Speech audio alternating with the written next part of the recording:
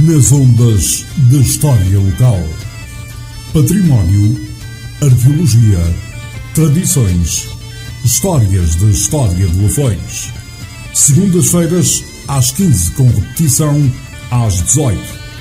E aos domingos às 13 horas. Com Eduardo Nuno Oliveira, na Lafões FM.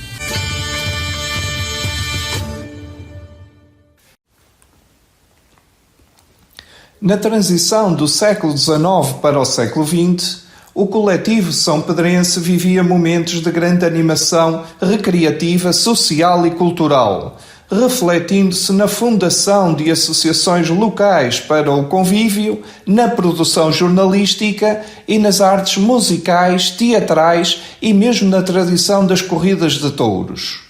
Tratou-se de uma dinâmica fortemente impulsionada pela presença da Rainha Dona Amélia e da sua corte entre os anos de 1894 e 1898, mas também pelas chamadas forças burguesas da terra, proprietários, comerciantes, professores, advogados, notários, médicos, farmacêuticos, brasileiros e africanistas de torna-viagem, etc.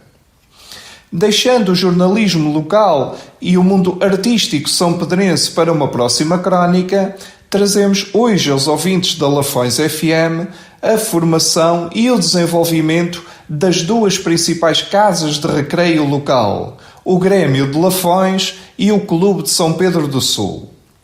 Mas, primeiramente, um outro olhar retrospectivo. Politicamente, São Pedro do Sul, nos finais de 800 e princípios de 900, não fugia da bipolarização partidária, tão ao jeito do rotativismo que sustentava o regime monárquico constitucional português. Uns acudiam pelo Partido Regenerador, outros defendiam o Partido Progressista. E também havia os republicanos, que, embora com pouca expressão, haveriam de crescer com força e vigor para mudar o sistema do governo e mesmo o próprio regime político. Mas os dois do sistema, progressistas e regeneradores, alternando-se no poder, fomentaram autênticas e intestinas lutas na sociedade nacional, gerando-se frequentes contendas de índole política, jornalística e psicológica, que iam desde as esferas lisboetas mais refinadas até aos ambientes mais rústicos da paisagem portuguesa. Um bom exemplo dessas disputas tivemos-las precisamente em São Pedro do Sul, com a criação de duas casas de recreio e cultura, o Grêmio de Lafões, afeto aos progressistas, e o Clube de São Pedro do Sul, partidário dos regeneradores. O primeiro foi constituído a 10 de maio de 1899. Por sua vez, desconhece-se a data exata da fundação do segundo, mas é anterior a 1909.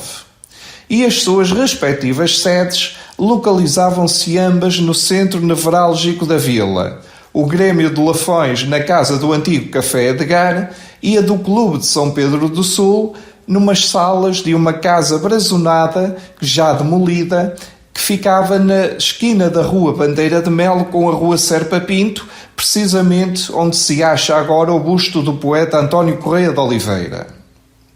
Ora, estas casas de recreio, onde se praticava o cavaco ameno e espirituoso das digestões lentas ao som do piano, serviam para que as damas e cavalheiros da sociedade sampedrense, por entre bafuradas de charuto e fungadas de rapé, discutissem as intrigas políticas e sociais da vila, do país e do mundo, para que folheassem os jornais e as revistas ilustradas da moda, para que se inteirassem das novidades literárias e dos novos escândalos da Casa Real, para que ensaiassem umas récitas musicais, poéticas e teatrais, para a dança e, claro, para que jogassem a Bela da Batota.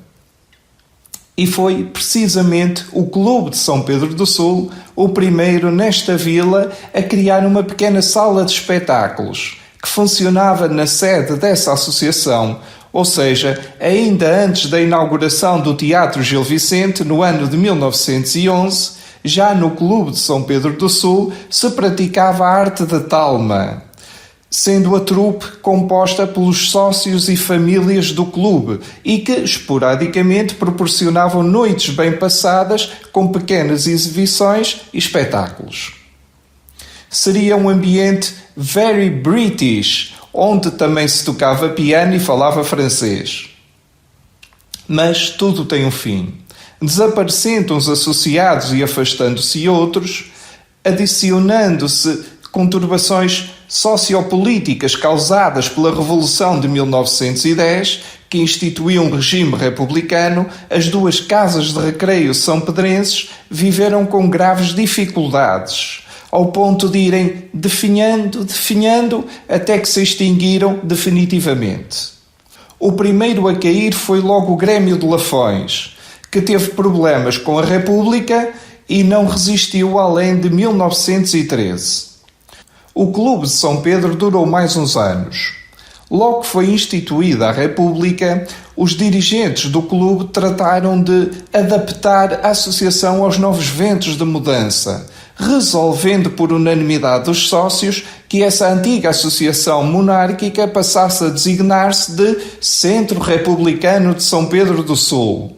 Assim, ampliaram os seus fins associativos e reformularam os seus estatutos em harmonia com os princípios democráticos do Partido Republicano e conforme as regras estabelecidas no país pelo Diretório do Partido Republicano. E assim lá conseguiu ir resistindo um pouco mais. No entanto, a atividade era pouca. E notícias na imprensa local de 1913 já dão as duas casas de recreio praticamente falidas. As razões também as indicam. A falta de condições para sessões de literatura, arte e conferências, o seu uso para se fazer intriga política, o desinteresse e o descontentamento da maioria dos associados e, sobretudo, porque ficaram sem o jogo da batota. A tentadora batota, que era a principal fonte de receita que dava sustento a essas duas casas. É então que, fruto dessas falências, é criado o chamado Casino das Termas, que funcionou no primeiro piso do balneário Rainha Dona Amélia, servindo para que todas essas figuras de salão cultivassem as artes, as coisas da cultura e do social, para que conversassem moderadamente a política e, claro, para que continuassem com a rentável prática do jogo. Ainda para tudo isso, mais tarde, ressurgiu o nome Clube São Pedro, uma nova associação recreativa, cultural e social que teve sede numa casa em frente ao adro da Igreja Matriz, durando sensivelmente desde a década de 1930 até princípios de 1990. Até para a semana.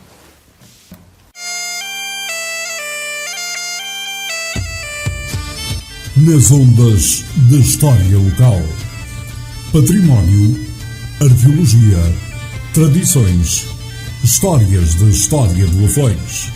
Segundas-feiras às 15 com repetição às 18 e aos domingos às 13 horas. Com Eduardo Nuno Oliveira, na Lafões FM.